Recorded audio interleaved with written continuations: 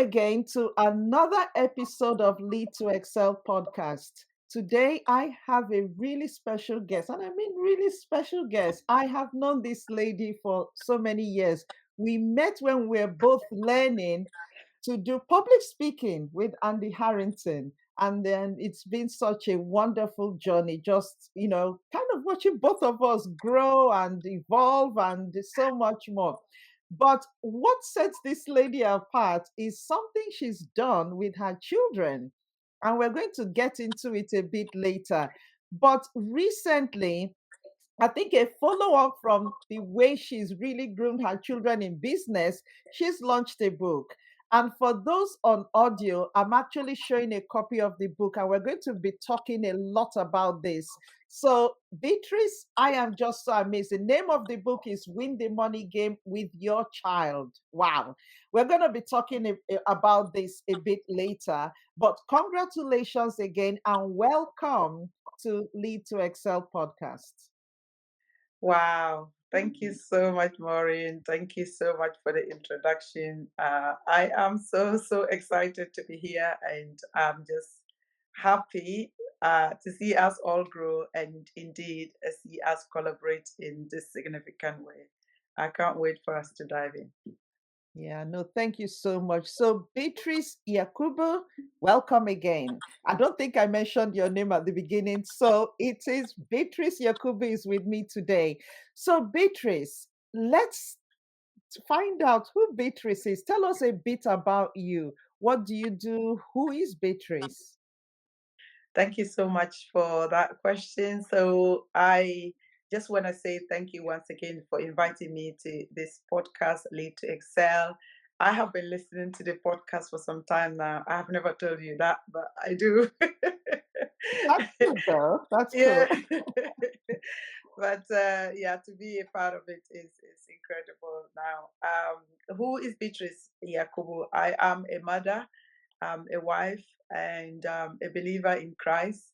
I'm an entrepreneur and recently a new author. So that's in a nutshell who I am. But I think one of the things that I can say about me is that I'm a great networker as well.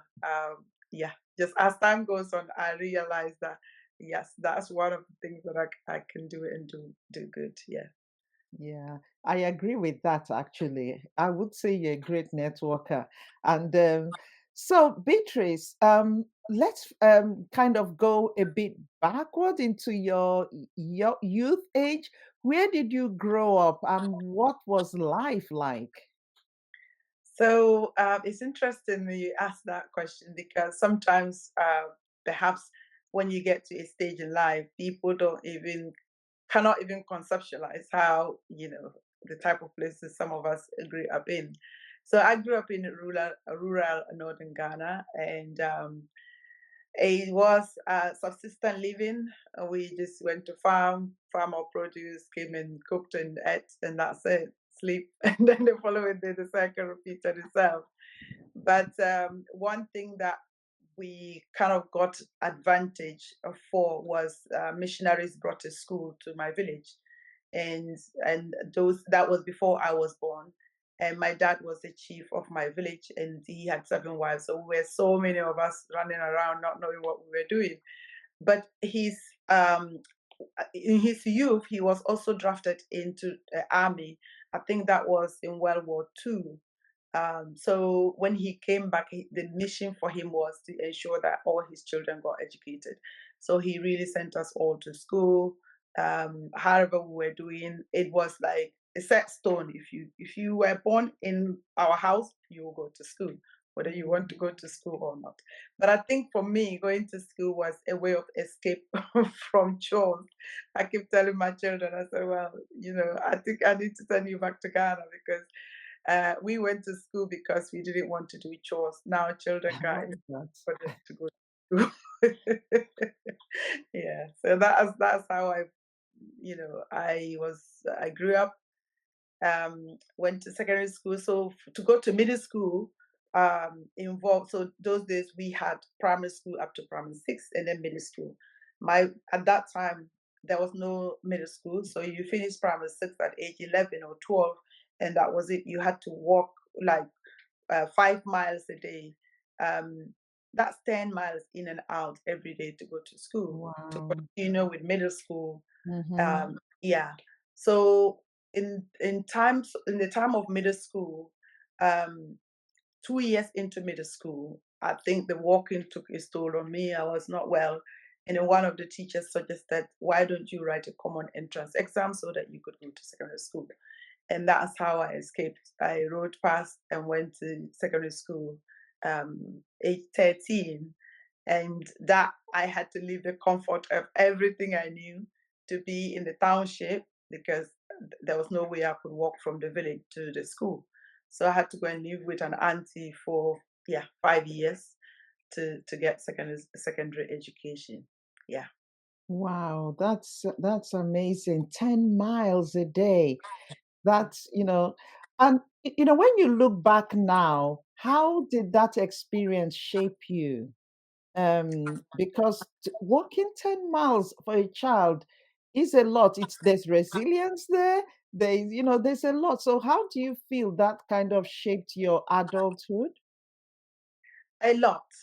I think that one thing that I can say is that to be able to do that, a lot of children actually dropped out in those Hmm. years, and for most of us in my father's house, we didn't have an option because my dad will not allow you to drop out of school. But the other thing was the fact that we knew because our elder brothers and sisters, our step brothers and sisters, had finished school and they were living in the township and having what we termed as a good life. So that was an inspiration, and we couldn't like if you wanted that kind of life, you had to endure the journey, the 10 mile journey every day. But I think that has also shaped my life because I don't think there's anything that you can throw at me that will crush me Mm. because you know what? I have seen it all. What is it that I can do? So yeah, that built me up to where I am and what I do now. Oh, interesting. So when you left to live with your aunt, that must have been frightening, interesting because you've left, like you said, you left the comfort of your home. So those 5 years you were with her, kind of going to school, what was that like? So frightening, yes. Exciting, yes.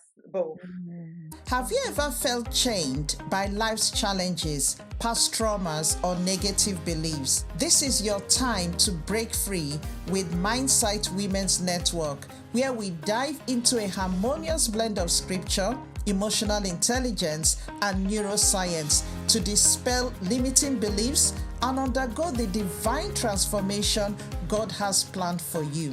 This is your chance to not only face life's crossroads, but to transcend them. This isn't just another membership program. It's your key to blending faith, neuroscience, and emotional wisdom. Reclaim your identity, live your purpose, and harness the divine power God holds for you. It's time to step into your light, thrive, and live on purpose. Become part of the Mindsight Women's Network today.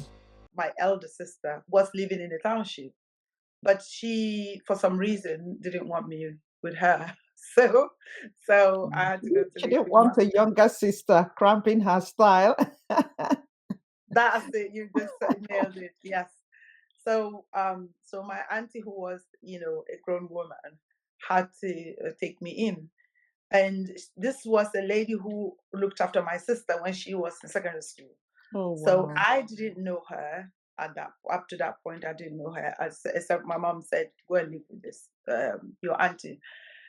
Um, so I was excited to be in the township, to live the village lifestyle, and to and to also see in those days you'd be able to see cars running about and radios playing. That time there was no TV. We didn't have TVs.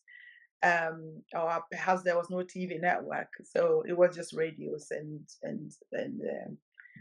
tape recordings that you could listen to.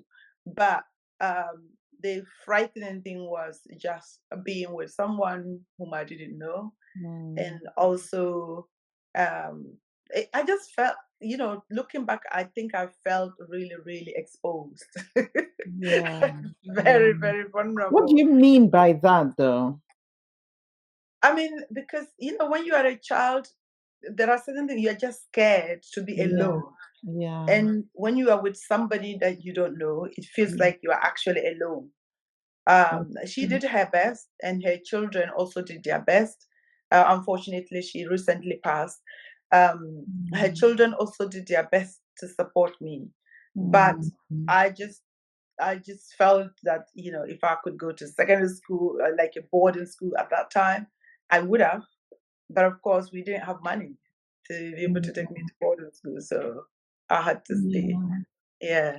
Yeah, You mentioned something that I think is really interesting, and I kind of want to dig a bit deeper into that before I move on. You said that when you're there, you're not alone, but you're alone. yeah, And that's an interesting emotion to feel or or experience to have. Do you remember how you navigated more for yourself emotionally? Do you remember how you managed to navigate because you were quite young as well? yeah, yeah. So for me, I think the grace that has been, I mean, reflecting back, I can only think about Yeah, these things reflecting back. I think yeah. the grace that I had was the zeal and um the passion to read. So I've Mm, always loved to read. So I would just bury myself in my books. That's all I did. In the house, close to the house was the market. And you know how African market is so much noise. yeah, And all busy. the villages are coming to this market every 3 days. Mm, My auntie, in her wisdom, wanted me to sell, like just go out there and sell things in the marketplace for someone else so that at the end of the day they'll pay me commission. But I mm-hmm. didn't want to do that because I wanted to read. Yeah. So every 3 days I would, everyone would be out and doing their thing, and I would just lie there with all the noise. I would still be able to read. Now Mm, I think about it and I'm like, wow, it's remarkable. I was really into me that mm-hmm. I couldn't hear anyone out there. I could focus and just learn with my books. In the night, it was the same thing. There was no electricity. It had to be a lantern. When I tell my kids, I've told them several times, and now they know the story. Yeah, but they can't even understand, kind of grab the concept of that. No lights. No electricity. So it had to be a lantern, and Yeah. I just buried myself with studies. And I think the friends that I also had, two people that I could call friends. They were from the township, but Mm, they were people that I could associate with because, again, bullying was another thing. Because when you come from the village, those who are in the township look at you as a village girl. So for that reason, you are not respected, mm, and regardless of what didn't count. But the fortunate thing that these friends I had, they could see what I had. And then so we were together and I would teach them whatever I had to teach them. mm. So otherwise, most of the time I was just buried in my books and then Yeah. Thanks for sharing that. And I think that's so powerful. And even people listening, I just love that because it's almost like you were in a place you didn't have control. You were at there, all. you were lonely, you had no control. But the one thing you could control was reading.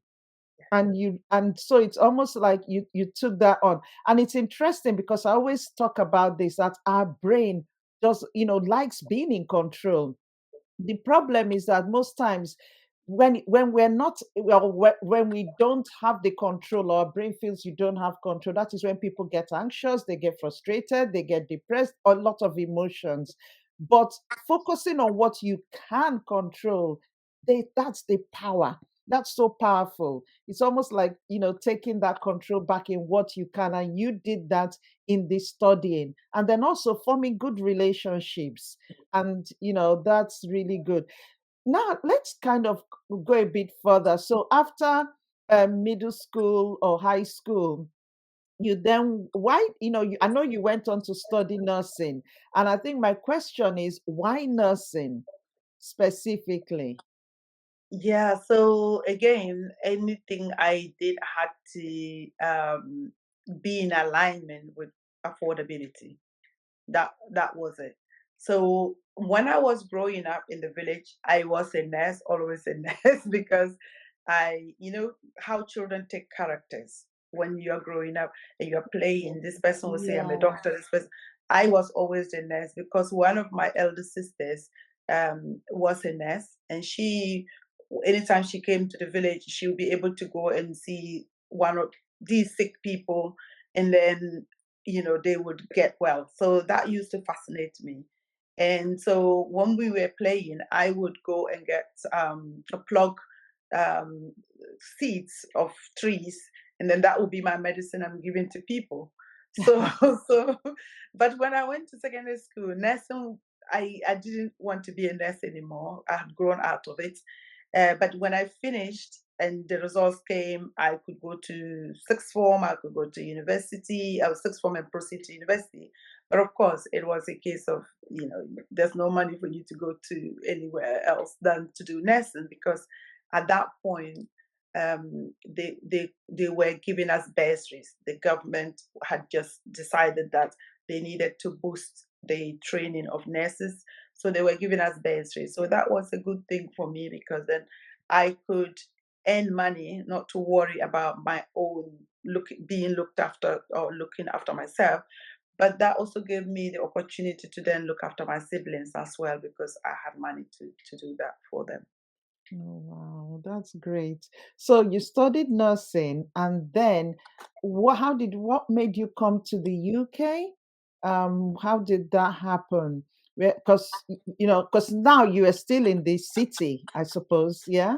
Okay. So Yeah. just talk us through that journey of coming So to in the terms of the after the nursing, so doing nursing was one of the greatest fulfillment of my life, because before I even went into nursing, I was waiting for the admission, and it took long. And nursing has been known notoriously for people have to bribe before you can go into. So some of you who are in the Western from the West, you don't know what that is. In Africa, it's what you know, the kind of scenario, especially where there's money involved. But the fortunate thing for me was the principal at that school was a seminarian, or yeah, he had been to seminary school before, so he didn't do bribe. Otherwise, perhaps I wouldn't have gotten in. So, but I was waiting for too long, and I decided to branch into teaching, to Okay. kind of apply and go into teaching. So I went into teaching, teacher training college for like 3 months. And as soon as the admission for nursing came in, I did a transition. Like I Mm. just felt at peace, because number one, the space wasn't crowded. Most of the people I was training with were matured women already, who had done what they used to call enrolled nursing, and then they were just coming in to do their state registered. So it just felt good for me. And I mean, a lot of them looked after me as well, because I was just a small girl. Small girl with a lot of ambition. Like some of them actually saw that, I was very ambitious. I was compassionate as well, because looking after my siblings was something that some of them could not understand, because how would you, a young girl, be looking after others instead of spending her money? But anyway, so I completed, and then worked for a few years, and then the opportunity to go abroad came, because I think it was during the Labour government, when Labour had just taken over after a long reign of Conservative. They opened the door for health staff to come, and that was how I got the opportunity. Even with that, people were still asking me, and I said, I don't have the money. I don't have the money. You know how? I mean, you are the brain expert. When you say I don't or Yeah. can't, that's it. You Mm. shut yourself out. So Mhm, mhm. until one day I got the hint that one of my colleagues had come, and her husband was a bank manager. So I knew that she could get the money to come. And then, so that was when I was able to contact her, and then she helped me with the process. And then I landed here in this cold weather. Wow. Wow. So, I'm going to go back a bit and come forward. So, there's something you touched on that I like, which is ambition. You said that they saw the ambition in you. Beatrice, where do you believe this ambition came from? Because from what you've described, there wasn't that much. You came from the village. You didn't really see that much, even though your dad exclusively was training his children. Where do you believe that, or where do you feel that ambition came from? I think both my mom and dad were very ambitious. So my dad was very ambitious. He could see us past the village. I mean, I just wish there was some type of recording of his conversation that we could replay, because he would always, I mean, I remember one time we went to, because when they prepared him food, like the African tradition, you have to go and kneel down and he wash his hands, and then he's wearing a watch, and then I say, oh, your watch will get wet, and then it will spoil it. And he says, no, not this type of watch. When you grow up, you'll be able to wear this type of, like, I Yeah. still remember that. You So see, he that's could see, powerful. yeah, he could see us, Mm. beyond the village. And for my mom, unfortunately, she didn't go to school, but my mom is so, I think she's the most ambitious person that I could ever see in this world, because when she was growing up, young people, you give each other names and things like that. She actually named herself a broad queen, Wow. like the queen of, yeah. I don't know how to say it. International queen. Exactly that, and Yeah. even up to now, that's how they still call her. And Wow. she did not have any exposure whatsoever to anything. So, and her, like, going to school, being able to pay school fees because she was trading. So anytime during holidays, I have to go home, like the long three months, I have to go home. I actually farm so that you raise the money to go back and pay school fees and all that. She was just sold out on making sure that all of us had education, because she just knew that was the way out for us. Yeah, so I would say that it's my parents. You know what? Before you go on to the next question, I'm gonna stop you there because I'm smiling so much because I'm listening to you talking about your parents, talking about your mom, who literally was a dreamer. She had ambition. She was dreaming big and named herself International Queen. And people don't realize the power of dreaming, the power of words, the power of what you actually can believe in. And even though she didn't have it as well, okay, she was building up her business, but your parents really put this ambition onto you children. And the reason why I'm smiling a lot is back to this your book. Win the money game with your child. You are literally doing the same thing. You've raised two business young ladies or your youth, and now you've written a book doing the same thing. So the reason I'm smiling is that it's just so powerful how we raise children, what we Yeah. say to our children, and what we do. And I know this will come out more in our conversation because you've literally taken what you've learned from them and pushed it into your own children. And now you're even spreading it out into the world to all children because as people read your book, they can do the same with their own children. That is just so incredible. That's amazing, actually, because I never really think about it that way.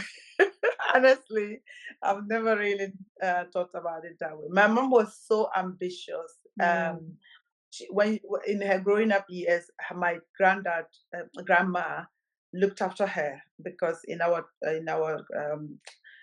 clan, your brother's child, you could look after your brother's daughter. that's right. Yes. And then, so when the child is given to you, the parents will say that this is your child, you raise the child, and whoever marries the child, you decide.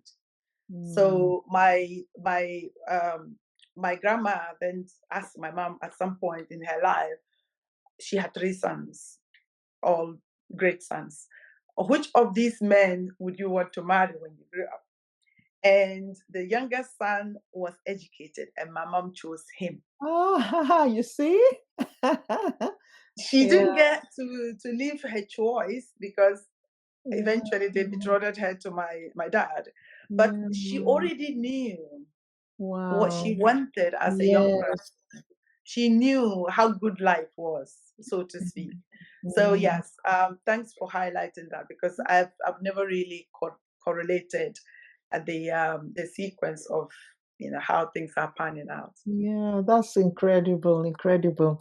Right, okay. So now you arrive in the UK, young lady, another big country.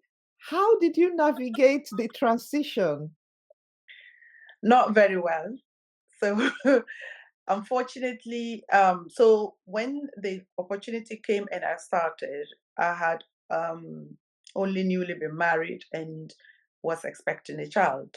Oh, wow. So, but I had to do the visa process. My husband is a nurse as well, so I did the visa process for both of us until it got to a point that he needed to go for a visa because I had a baby.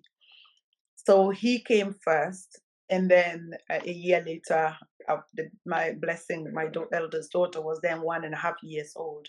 She was okay enough to stay with my mom before I came and then brought her over.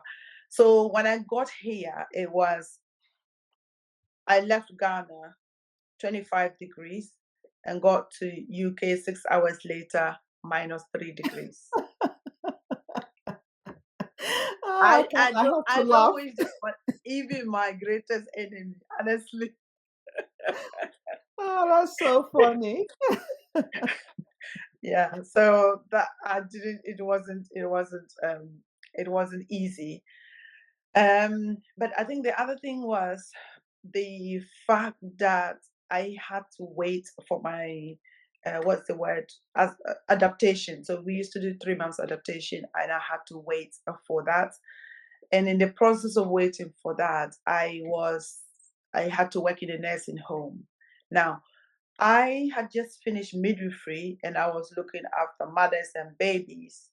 It was a joyful, I for nursing, like I really, really loved to nurse. I just loved to look after people. And so to move from there to like from birth to the end of life was really took its toll as well, because I just felt that my services wasn't valued, because what's the point? But not until when I started with nursing in the NHS, things picked up for me. And but I think the difference is also the fact that with nursing in Ghana, we used to do 5 to 7 hours maximum. And then I got here and we had to do 12 hours shift. Oh, wow. Yeah. So Gosh, yeah. It's a real culture shock. Yeah. Right. Okay. So things happened. You then had your children. And why did you then decide to go into business? I'm asking this question, but I know why. Because from what you've already described, being brought up by a strong businesswoman, I'm not surprised. But what was your mindset in actually getting into business, and what was the business? Why, talk us through that. so in terms of this country, I never really kind of settled in. I just did, my aim was to make some money, go home.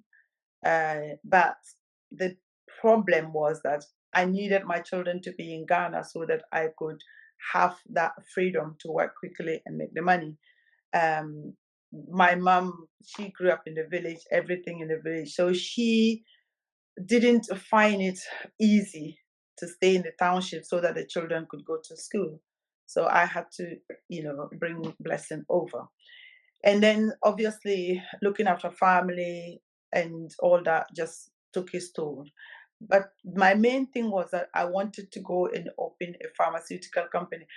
People would say that, oh, because you're a nurse, you go and open a clinic. When I'm doing business, I'm thinking of the easiest way possible to be able to serve people and to make money. Pharmacy, pharmacy is opening a big shop that I would sell to people. End of story. I know how difficult it is to look after patients, and when it comes to um, opening a clinic, it involves so much more than It's not a simple business model. That's what I'm trying to say in a nutshell. So I did a degree in business. So I missed all this. I did a degree in business so that I could go home. And then after that, then I realized that the young people I was looking after back home, they all finished school and there was no jobs for them. And then I said, so even if I go home, they are going to be my burden because auntie do this, auntie do that. I will never be able to live the life I want to live. So why don't I work my way of bringing them over and then leaving them here and going back home? Interesting. Oh, so, wow. so so that was the plan. And then I finished degree, finished the nursing degree, didn't, I mean, the business degree. But I then said, okay, international development, if you're from Africa, you know that NGOs, they make money. So Mm-hmm. for me, like Vanessa was saying, she was telling my son yesterday, she says, anything mom does is the money game. Ah, You have to okay. win the money game because what else? As long as you're serving people and making the money, that's the most important thing. Mm. So I did the international development program so that I could go work for NGO, like non-governmental organization. But of course, soon as I finished, somebody introduced this idea of agency nursing to me. She said, you know what? Agency nurses, they're making a lot of money. And true, we were making a lot of money. We were receiving like double what Mm. we earned at that time. And also, there was a tax loophole that everybody exploited and weren't paying a lot of tax. So we're making great money until government realized it and closed that opportunity. But what that then led to was that, oh wow, okay, this is how business is. And I just didn't feel like going back to be making 15, 16 pounds an hour, a 12-hour shift, not Yeah. seeing my children. No. So that is when I started the business.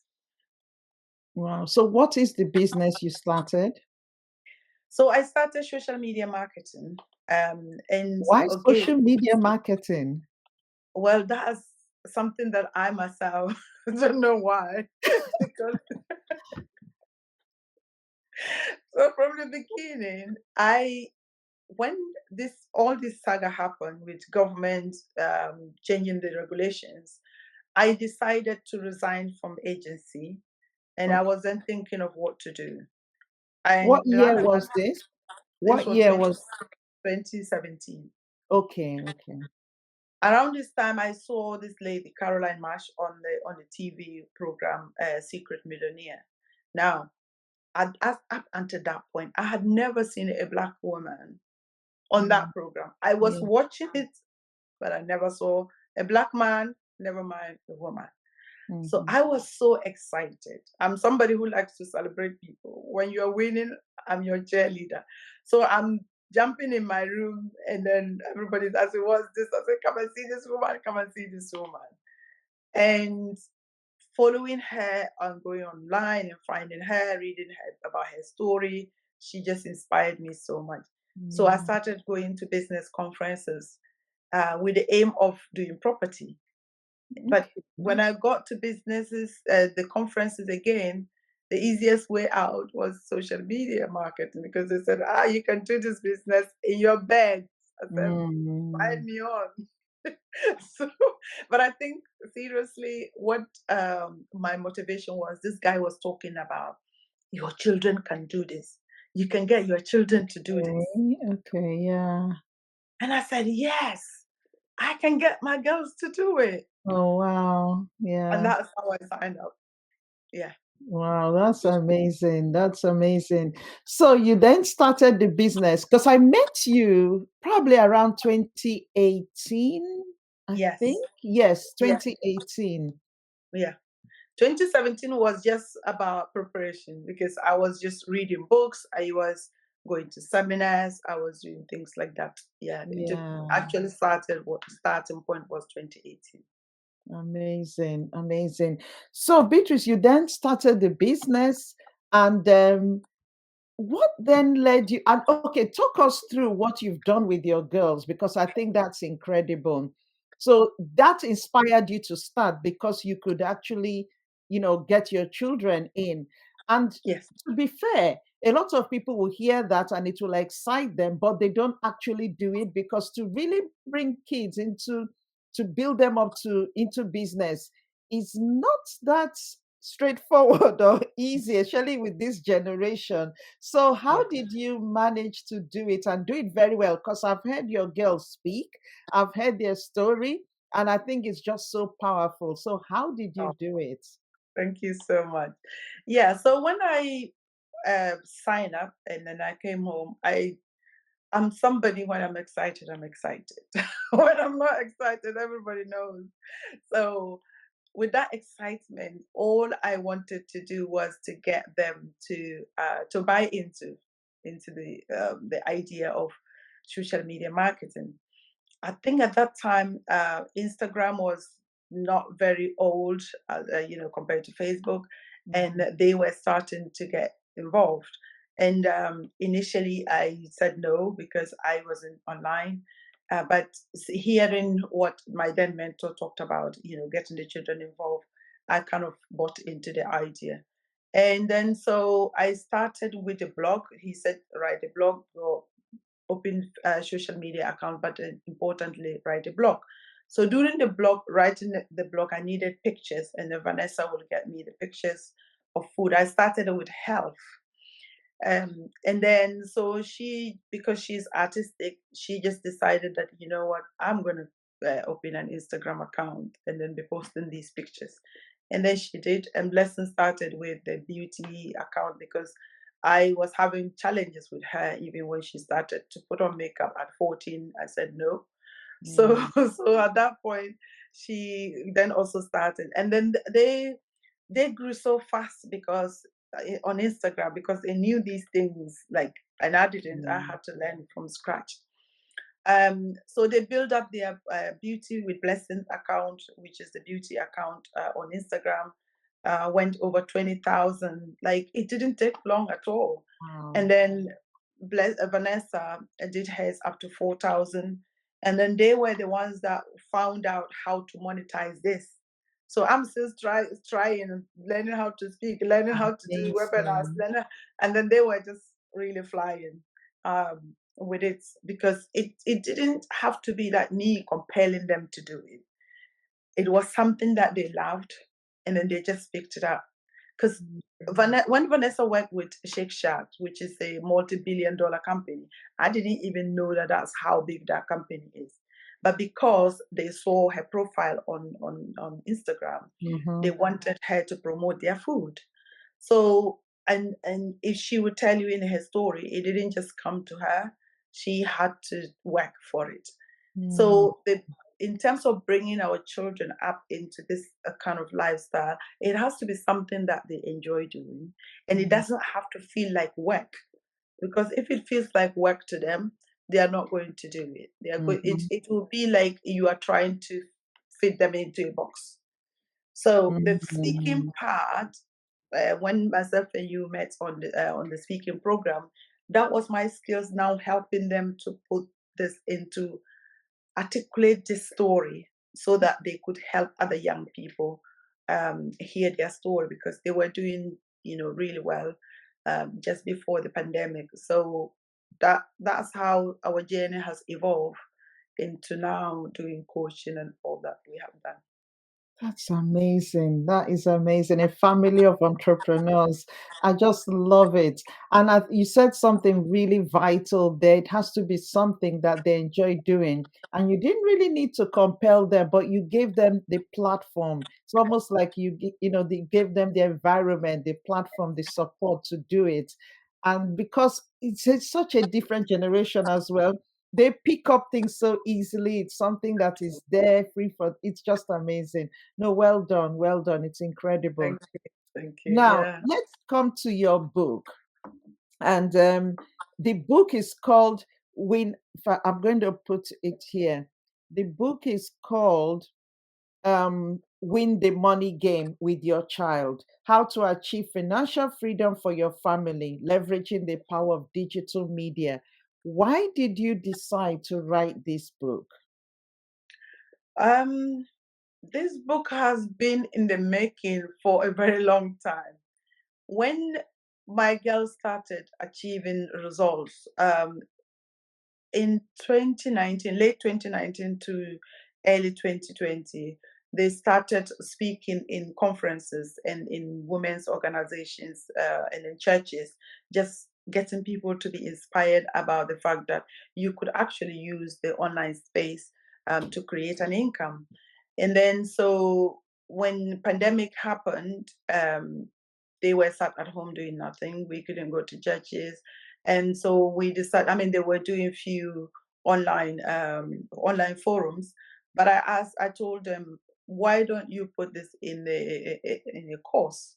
And then that's what they did. So they were able to do the recording Interesting. of the models, editing, uploading into funnels, all that, everything that you talk about digital, they were able to do it. And for me, that just was inspirational to see that from the point of knowing about Instagram to this point of being able to become course creators, was just incredible. So indeed, they did that, and then parents just were asking, okay, how can I work with my child? How can I work with my child? And that's when we launched the Simply Family Business Program. Again, as you were saying, the training that we did within the speaking with Andy was having a model that you can actually get people through. And so we got that model as simply that is just helping people to search for their niche, helping them to identify their platform that they would actually use to promote their business, helping them to master the business process, i.e., how to set business plans and goals, and then helping them to position themselves as the go to person in the industry, and then helping them leverage the power of the website worldwide. So, not just social media, but other digital media, website, Google, to be able to promote themselves. And then help them yield profit, which is being able to onboard customers and process and help them achieve results. So that's the simple model we launched, the coaching. And then, so of course, coaching means that people who are interested in actually getting coached. But then as time went on, I decided that, you know what, why don't I put this in a book? Because again, that was from my initial training. That was one of the things that they talked about. If you have something, it's not everybody who would be able to get to do business with you at the top end, but people can start from a book, and then they learn to buy this concept, because I know that the online is a haven for us if we embrace it. Most of us parents will go to work for hours, like I mentioned, 12 hours, 14 hours we're working and leaving the children at home. Meanwhile, they have the ideas, they know what to do to be able to make money if we could support them. So that is the reason for the book. That's amazing. So, because I've looked at the book and it's just full of so much resources, so much information to really help people and build. So, from your perspective, just kind of bringing it all together, what's the main message in the book? Because I looked at it, you've got everything. I've not finished reading it, but I will. It's got selling, it's got, and even the psychology of selling, which I find quite interesting as well. You really went into that, which is so powerful.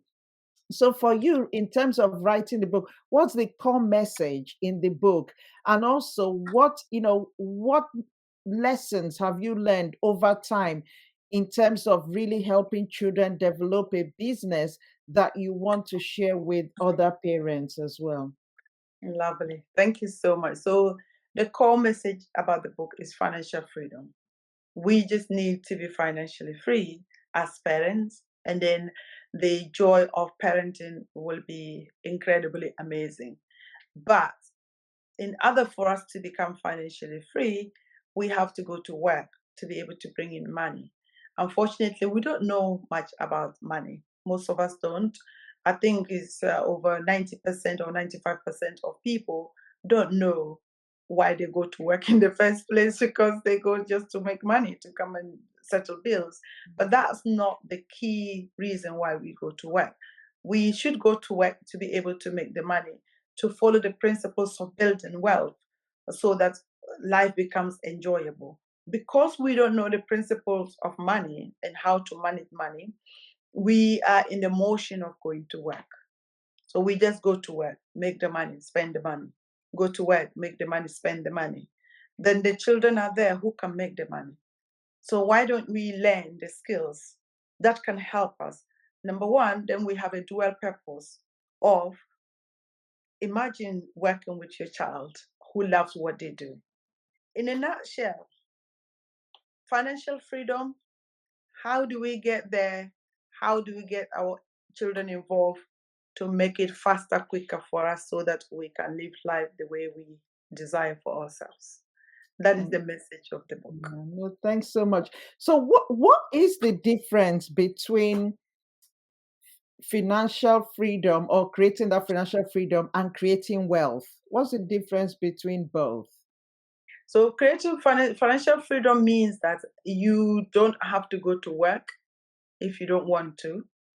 Whatever you have invested in life, be it housing, be it stocks, whatever it is that you have invested in, can actually generate money every month that will cover your expenses. So you don't need to go to work. It doesn't mean that you won't work, because the point of working is also to inspire you, also to build more. Now, in terms of wealth, you need it to ensure that not only are you getting the money just to survive or to meet your needs, but there's enough money that can cover your lifetime and cover several generations to come. So wealth building is beyond just financial freedom. But we have to start from, first of all, getting to become financially independent. Mm, mm. So, what challenges have you found, though, in creating or even teaching your children about financial freedom and creating wealth? What challenges have you found along the way to help other parents? Okay, so in terms of training or bringing up my children, what some of us unfortunately think is that it's going to be easy. Nothing good comes easy. There was no any networking event I didn't send them. We were forever Mm, in London, going to yeah. network event after network event. Now I remember one of the events we went. This was one lady called Mavis Amankwa. She's a businesswoman, a Ghanaian businesswoman in London. I remember at the time that they say introduce yourself, I saw my daughter going into the bathroom, and I Wow. went after her because she was trying to dodge that period. Yes. And I went after her. And at that time, I had already just been speaking to a lady who said she was a foodie. So foodie means that their passion is about food and they're posting things on Instagram. So I just went and said, "Oh, Vanessa, where are you going?" She says, "I'm going to use the bathroom." I said, "Can you speak to this lady because she's a foodie?" And up to this day, she and that lady are still in contact. So Mm. as a parent, you need to come out. Otherwise, your children, you can't just sit and ask them to do X, Y, Z. It won't work because they also have their insecurities. If Yeah. we parents are having insecurities, they also have insecurities. So we have to guide them. So they have the ideas, but they are waiting for us to now Mm. guide them to that place where they can stand in their own power. Now, Vanessa is being invited here and there. She'll be going to Manchester to do a speech. Some of these things I'm not even, I mean, they send me emails, but now that she's 18, she does it herself anyway. But they used to send me emails to say, oh, can Vanessa speak at this? Can Vanessa do this? Can Vanessa do that? And I will be the first person to, even sometimes if they so for example they will send an email and set the deadline, and just for any reason if I haven't seen the deadline and then it passes, I would personally go on phone and speak to the person because Mm. I just want her to have that exposure. So for parents, we need to be sold out on this, that they cannot do it without us. We cannot sit down and send them. It's not an errand where you say, go and bring me the remote control. You have to be there walking with them side by side, going to children's event, going to adults event, introducing them to people. I mean, when Vanessa started with her website design, I was busy introducing her in the church. I said, oh, Vanessa has done the website, and she'll be like, oh, mom. And then so people started Mm. patronizing her web design.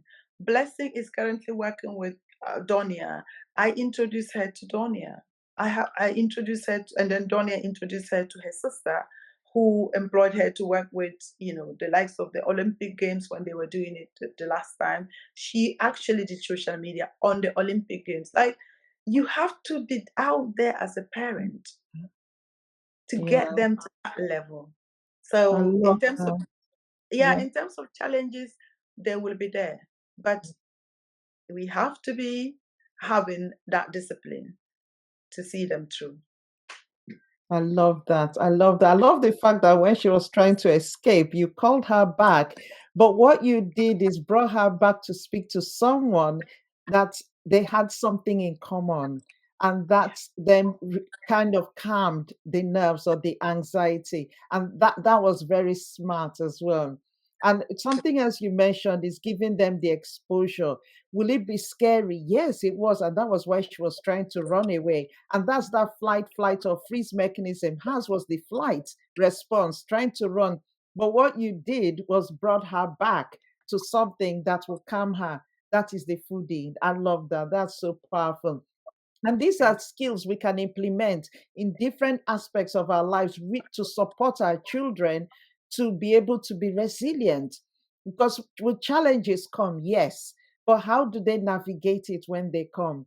So I think one final question, because we're getting close to the end. One other question I want to ask is, now that you've really brought up your children, trained them to build financially independent, to be financially independent, how have they used this to their benefits now in terms of their education, in terms of life?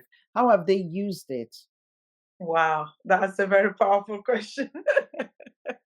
And actually that's the excitement of this all, because at the end of the day, I keep saying I started making money when I was young, and I haven't, you know, I didn't become financially independent quick enough because I didn't know the principles. But my aim is to ensure that I instill those into my children. So Vanessa recently got based of this. Okay, one of the things that I always wanted to do or always want to do is to help the children to do the things that they love to do. So Vanessa was artistic. When she was going to sixth form, we had to look for a school that was over 1 hour away from our home so that she could get into the art school. It turned out that not only was she did it do art, but it also was computer science oriented. But because she loved art and she couldn't do the art without the computer according to the program, guess what? She accepted to do computer science. Mm. Double computer science for somebody who had never done computer. She didn't do computer science in secondary school. So that's how the love of something can actually pull you into into doing something really useful. That's true. So based off that, she is when she finished, one of the things that the school is good at is helping them get apprenticeship. So Mhm. you can imagine she was traveling over an hour to school. But what has she got from there? She was able, because of the computer science that she did, now she doesn't even talk of arts, surprisingly. So she was able to get apprenticeship to work with Just Eat as a tech support. Oh, She's wow. she's Mm. earning an undergraduate salary at, Yeah, at age 18. I mean, that, I look at it and that's I'm like, incredible. am I even dreaming? That is incredible. Yeah, Blessing is at school, but she's working online. She's still working with Donias all these years. Yeah. When she was doing her gap year, there was this government program that Donia had. She was earning good money in pandemic. She was earning money sitting at home. Sometimes she could go out. You are out, and she's holding her phone for the work that she did. Every now and then she would glance and answer whatever question that they want her to answer. And then, so the ease of things that they can do to earn money Mm-hmm, is mm-hmm. actually beneficial because Yeah. she's reading marketing as well, but she's able Mhm. to work remotely. Like I said, I didn't like England, so they can go and live anywhere in the warm country and still earn good money. Yeah. My last but not the least, my son, he started with TikTok account using sports cars. So with that, I mean, I am sold out. Whatever they are going to do, if it's not detrimental to their growth, I'm a cheerleader. So he's been posting now. His account is over 5,000 followers on TikTok, and he's got over 1 million views on his videos. I mean, come It's with time, amazing. he is going to be able to monetize that account. And Yeah. just Yeah. for doing the things that he enjoys. He doesn't have to stress for the money. And for me, I think that's the message. We Yeah, need that's to really get powerful. That's really powerful because what you're giving them is skills that it also enables them to be very adaptable, and to be able to really make a way, even when problems or challenges, obstacles are there. And that's really so valuable. So, no, honestly, well done, Beatrice. This been a fantastic conversation. So, where can people find you in terms of your business, but most importantly now, where can they find this book, Win the Money Game with Your Child? And I love that, the money game with your child. We really didn't have time to go much deeper into quite a bit of the things, but the book is so detailed. It really has so much. Get in the money game, money mindset, which is so powerful, and then the search research roadmap of how to start a business, digital platform planner, business process accelerator, brand design masterpiece. This book is just phenomenal. It's a great, great book. So understanding what money is, I love that. So where can people buy this book? Because everyone needs a copy. Where can they get it? Thank you so much. Yes, so the book is on Amazon. If you type in Beatrice Yakubu Win the Money Game, it's live on Amazon. It's also on my social media channels. So I am Beatrice Yakubu, all of the channels, on Instagram, on LinkedIn, on YouTube. Yeah, it's all over the place. So, or just contact me, info@beatriceyakubu.com, and indeed I will get it. I will send you some copies. Awesome. I'm gonna put all Beatrice information in the description for this podcast. so that you can contact her, and there will be a link to where you can buy the book on Amazon or wherever else you get books from. But this book is just an amazing book. There's just so much detail and depth into it. And also, if you are thinking now, how do I help my children build up their own financial independence? How do I enable them to become independent? You know, Beatrice's information will be at the bottom. Do reach out to her. She's done it, as you can see. So she will be so much help to you. Beatrice, thank you so much for coming on to this podcast. I want you to just finally give us one last final wisdom to leave us with at the end of this podcast. Lovely. Thank you so much for having me. I really, really appreciate you. I just want us to know, in my opinion, parenting can be amazing if we didn't have to strive for money, if we didn't have to run to work, run to this, run to that, not having time to look after the children, not having time to take them to school, not having time to be there when they come back from school. Like, you are going out when they're sleeping, you come back when they're in bed. Seriously, we need to think differently. And Win the Money Game will give you the answers to some of the questions, some of the things that you felt you didn't know how. All the information is in there for you to take charge, because at the end of the day, children are a gift, and I think that we should be rejoicing while raising them. Thank you so much, Beatrice. What a Right. great way to end it. A great advice to parents, actually. That's lovely. Thank you once again. And I look forward to hearing all the great things that you're doing with your children and the business. Thank you again, Beatrice, for coming on to this podcast. Thank you.